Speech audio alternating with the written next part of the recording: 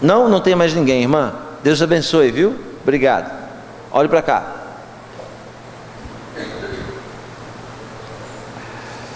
Qual é o propósito primário da gente existir? Afinal de contas, nós não existimos por vontade própria. Nós podemos deixar de existir por vontade própria, mas vir para cá por vontade própria não foi. Estamos entrelaçados em duas vontades: a orgânica, gerada através de um relacionamento entre um macho e uma fêmea, e uma vontade maior, misteriosa, transcendente, uma vontade inexplicável, que às vezes a gente não consegue entender a grandeza, o grau de perfeição dessa vontade. Essa vontade que a gente não entende direito como ela funciona, essa vontade que de vez em quando nos deixa cativo, confuso, essa vontade que nos embaraça, nos acorrenta, mas depois lá na frente contribui para tudo dar certo. Essa vontade com propósito. Qual é o propósito da existência dos mortais neste nível de mundo, neste nível de existência? Alguém está fadado a nascer, viver e morrer sem essa resposta, porque a ciência, a religião, a experiência da vida, a filosofia, nada disso vai conseguir responder isso. Só existe um caminho para obter essa resposta: uma experiência com o Espírito Santo de Deus. Um dia eu perguntei para Deus e fiquei insistindo, porque a Bíblia diz: bate, bate, bate e vai se abrir. Então eu não desisti de bater até se abrir. A gente tem que parar de bater só na hora que abre. Tem gente que parou de bater e está aqui no nosso meio, ainda com a porta fechada, faltando um pouquinho para ela abrir. Você tem que continuar batendo. Foi quando o Ruach Kodesh, o Santo Espírito, me disse: todos os seres humanos nascem com algo maior do que eles. Eu disse: obrigado, ajudou muito. Meses depois ele cooperou para esclarecimento e me disse: todo ser humano nasce com uma missão. Ou seja, nós nascemos embutidos em algo maior do que nós. Eu estou falando de algo maior do que nós mesmos, maior do que o pastor Saulo, maior do que o pastor Marcos, maior do que o pastor Yosef. Existe a nossa missão. E foi defendendo essa tese minha pessoal, falando para doutores e teólogos no estado do Rio de Janeiro, quando alguém levantou a mão e disse: pastor, então o senhor está me dizendo que todos os homens nascem com a missão? Eu disse: sim. Então me responda uma pergunta: quer dizer então que Adolf Hitler nasceu com a missão de matar 6 milhões de judeus? Isso foi uma pergunta difícil de responder, mas eu respondi, pastor, essa pergunta com uma parábola. Para quem não sabe, parábola é uma história, ou melhor, uma história ilustrativa. A parábola que eu contei para eles foi o seguinte: um rei queria saber se o filho estava pronto para herdar o trono, e ele não sabia se o filho estava pronto para herdar o trono. Ele ia passar o trono para o filho. Então o que o rei fez? Olha só como eu respondi a pergunta. O rei, em particular, em secreto, contrata uma prostituta e diz para a prostituta o seguinte: eu quero que você durante 30 dias comece a tentar o meu filho, porque eu quero saber se ele está pronto para herdar aquilo que eu vou dar para ele.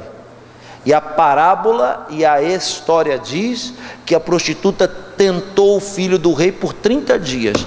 Quando ela voltou em secreto, o rei perguntou: e aí? Ele cedeu, ele não cedeu, ele está pronto, ele não está pronto? E a prostituta disse para o rei: o seu filho está pronto, eu tentei ele 30 dias, ele não cedeu. Isso é sinal de que ele está preparado. Quando alguém me perguntou: a missão de Hitler foi matar 6 milhões de judeus e fazer o mal para a humanidade? Eu respondi contando esta parábola. Ainda de pé ele ficou e disse: mas eu não entendi o que o senhor quis dizer. Eu falei: então eu vou lhe ensinar, doutor. Eu vou lhe dizer eu vou lhe explicar o que eu estou querendo dizer, doutor. O rei é Deus, o filho somos nós, e a prostituta é o mal. Acredite vocês ou não, senhoras e senhores, mas até o mal Deus usa para fazer o bem. Acredite você ou não, até o mal Deus usa para fazer o bem para mim e para você lá na frente. Não entendeu o que eu disse, né? As tragédias que acontecem na nossa vida, com permissão do divino, são tragédias que Deus permite para depois Ele transformar a tragédia em vitória, porque Deus é especialista em transformar a tragédia em vitória. A Bíblia diz, olhe para cá, a Bíblia diz que todas as coisas, todas não tem exceção, cooperam para o bem de quem ama a Deus, todas é boas e más. Eu vou lhe dizer, se não fosse os degraus de tragédia que eu já passei, talvez eu não estaria aqui pregando para você hoje. Foi em Curitiba que eu ouvi uma célebre frase na boca de uma senhora dizendo: tudo aquilo que não te mata, te fortalece. É muito forte isso. Por quê? Porque a tragédia que Jó vive na sua vida cooperou para fazer o bem e transformar ele mais forte depois. Jó era um tipo de crente antes da tragédia, depois da prova ele sai fortalecido, engrandecido e agora conhecedor do Deus que ele tanto pregava e não sabia quem era. Para quem não está entendendo o que eu estou falando, tudo o que aconteceu na sua vida, que você julgou não ter dado certo, que foi ruim, que foi trágico, acredite, teve a permissão de Deus, sabe para quê? Para transformar a tragédia em triunfo amanhã, para transformar o mal em bem amanhã, porque Deus é especialista em transformar essas coisas. Todos os mortais nascem com algo maior do que ele, e este algo é uma missão. Ouça bem o que eu vou lhe dizer. Muitos vão nascer, viver e morrer sem conhecer, sem saber direito qual foi o propósito da sua existência aqui. Eu queria entender direito o que era isso. Aí eu fui pregar no estado do Rio de Janeiro, no sul do estado do Rio de Janeiro, uma cidadezinha do sul fluminense chamada Barra Mansa. Alguém aqui conhece Barra Mansa? Barra Mansa é uma cidade muito próxima da maior cidade do sul fluminense. A maior cidade do sul fluminense chama-se Volta Redonda. Volta Redonda, para quem não sabe, cresceu ao redor de uma siderúrgica chamada CSN. A CSN é a Siderúrgica Nacional, que quando foi fundada em Volta Redonda, foi a maior produtora de aço do país. Por algum motivo o pastor me hospedou em Volta Redonda, talvez porque não houvesse hotel suficiente lá em Barra Mansa. Diz, tal hora vem te buscar, e quando ele veio me buscar, ele foi pareando o muro da CSN, o muro da Siderúrgica Nacional. Foi quando, olhando para a Siderúrgica Nacional, eu comecei a reparar que dentro da usina existia uma linha férrea e vários, incontáveis, centenas de vagões carregados de minério bruto. Eu falei, mas pastor, tem um trem dentro da siderúrgica? Ele disse, sim, Yosef, esse trem ele traz o minério bruto lá das colinas de onde ele é extraído, direto aqui para dentro da siderúrgica. Eu disse, nossa, mas são muitos vagões. Ele disse, sim, pastor, cada vagão desse comporta 18 toneladas, ou seja, 18 mil quilos de minério bruto, e eram centenas de vagões, imagina o peso.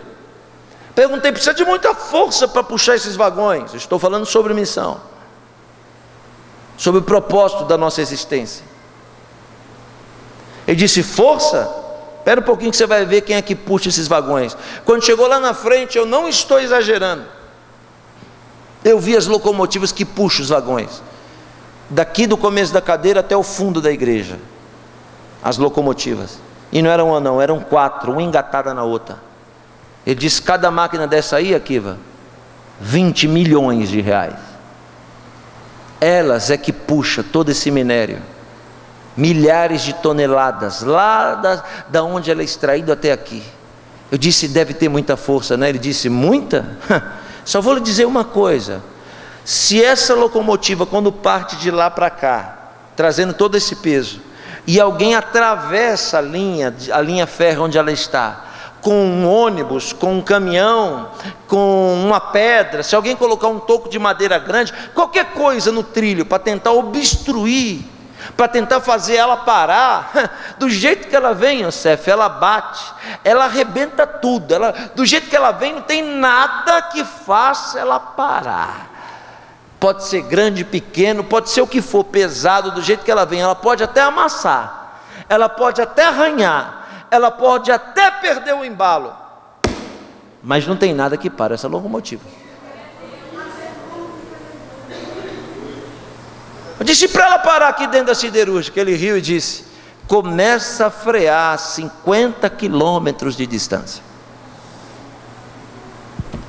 Naquela hora o Espírito Santo me disse, isso é uma missão. Sabe por quê? Eu não te conheço, não sei nem teu nome, nem de onde você veio, nem para onde você vai quando terminar esse culto. Mas eu vou lhe dizer, com esta ciência dessa palavra, quantos tocos de madeira já atravessaram o seu caminho? Quantas pedras de tropeço já colocaram no seu caminho? E cruzavam os braços dizendo, eu quero ver se ele vai suportar essa daqui, quero ver se ela vai sobreviver àquela dali. E eu vou lhe dizer, hein? O impacto foi forte, né? Amassou, não foi? Arranhou demais, não foi? Perdeu o embalo, porque estava embalado e agora ficou um pouco desanimado, não foi? Mas eu vou lhe dizer, não tem pedra, não tem toco, não tem nada que tira você do propósito dos trilhos de Deus. Teve gente aqui que achou que nunca mais ia se reerguer de novo. Teve gente aqui que achou que nunca mais ia se recuperar de novo por causa do impacto, por causa do barulho. Grave essa palavra, por causa do barulho, do choque, da perca. Entrou aqui hoje todo arranhado, todo amassado, só Deus sabe, rindo por fora, chorando por dentro, mantendo as aparências, mas está todo torto, está devagarzinho, mas ainda está no trilho. E Deus está descendo aqui através do Espírito Santo para lhe dizer, ninguém vai te tirar desse trilho. Eu vou embalar a sua vida de novo, e depois você vai entender por que eu permiti essas coisas. Onde estão os irmãos que estão entendendo o que eu estou falando aqui?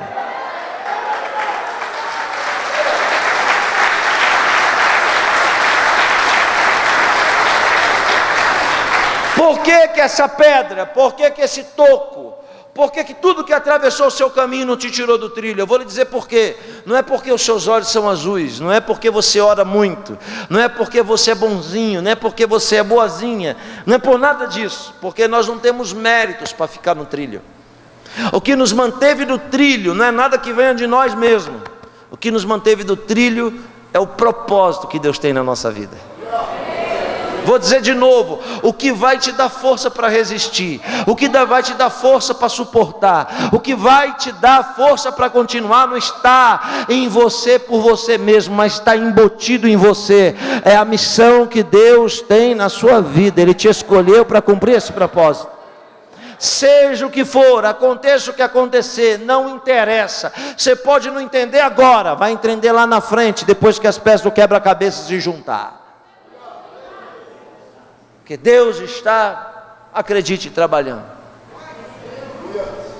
Pastor Yosef, o senhor leu uma coisa e está falando outra. Não, estou falando a mesma coisa, exatamente a mesma coisa.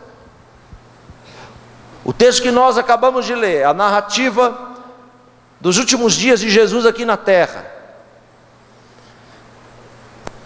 denominado pelos teólogos e estudiosos como a entrada triunfal de Jesus em Jerusalém. Isso é um domingo. Jesus é crucificado na quinta.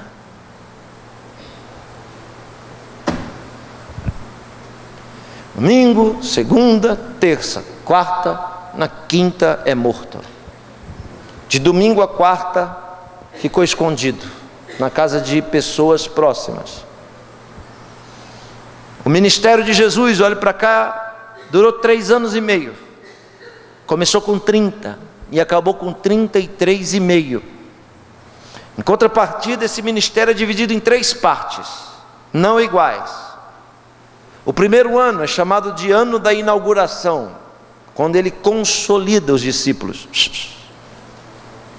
O segundo ano é a glória, a coroa do ministério de Jesus, é chamado de ano da popularidade. Sem Facebook, sem televisão, sem rádio, Jesus passou a ser o pregador, o rabino mais famoso de toda a Judéia, em 1 ano. Mas o último ano não durou 1 ano, durou 1 ano e meio. É chamado de ano da oposição, da resistência, ano da luta, ano da perseguição, ano da lágrima, ano do medo, ano da ameaça, o ano que não deu certo. Você entendeu o que eu falei? Dividido em 1 ano e 1 ano e 6 meses. Se foi assim para Jesus, não sei por que tem que ser menos prova para nós. Se foi mais prova para ele, não tem porquê, porque nós não somos melhor que